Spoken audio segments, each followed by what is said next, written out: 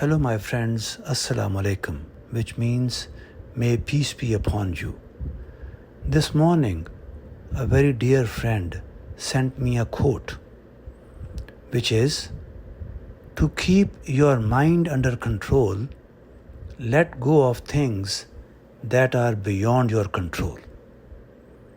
So let's explore this quote today. My friends, when we try to control things that are not in our hands, like people's behavior, outcome of our efforts, or what will happen tomorrow, we feel stress, anxiety, and frustration. The mind becomes restless because it's trying to manage the impossible. My friends, but if we focus only on what we can control, like our actions, responses, and intentions, our mind stays calm. This is mental self-discipline. It helps us live peacefully and use our energy wisely. My friends, let's explore this concept in the light of the teachings of Quran now. In chapter 53, verse 39, Quran states, "And that man will have nothing but what he strives for."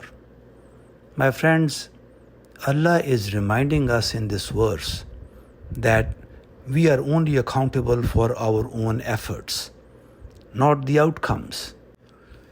In chapter 57, verse 23, Quran states, "Do not grieve over what has escaped you." My friends, this verse is telling us that we should not stress about things that went out of our hands. This verse calls us to maintain emotional balance. Let's look at one more verse. This is from chapter 9, verse 51. Allah says, "Say, nothing will ever happen to us except what Allah has decreed for us. He is our protector."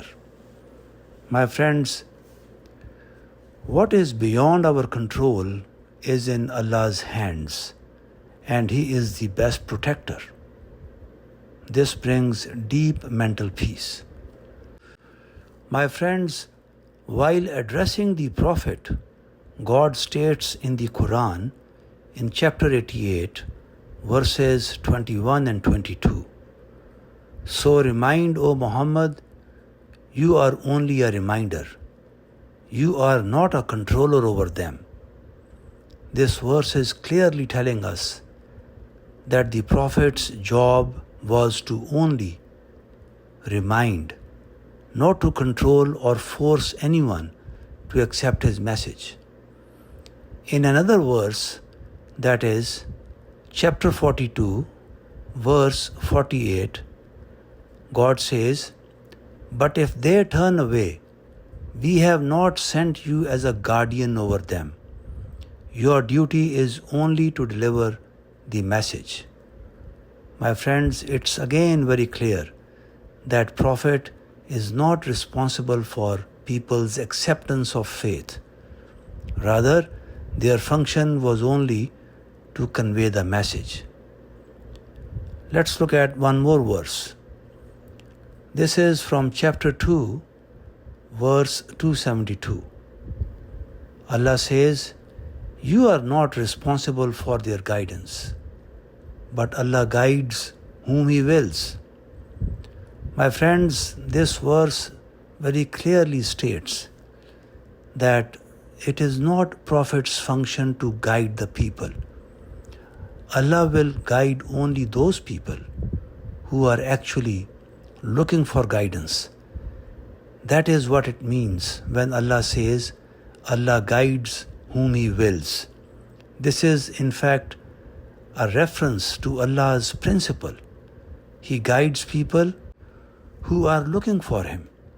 My friends, I hope we have understood the message very clearly that our function is only to do our part.